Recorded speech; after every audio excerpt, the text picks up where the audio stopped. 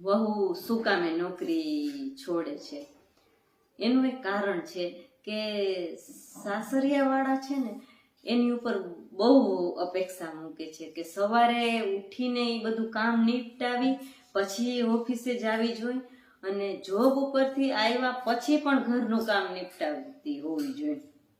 અને પગારની વાત કરું તો પગાર થોડોક રાખે વહુ પોતાના પાસે અને બાકી બધી જ સેલેરી ઘરમાં દઈ દેવી જોઈએ.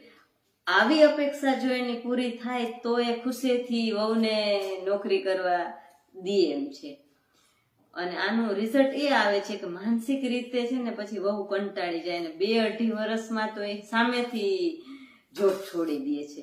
માટે એટલું જ કહીશ કે દીકરીને કેમ આપણે સપોર્ટ કરીએ છીએ કે હાલ તારે મોડું થઈ જશે, વાંધો નહીં, અમે કરી લેશું. આવી જ રીતે જો સાસરિયામાં વહુને સન્માન મળે આ રીતે તો ચોક્કસ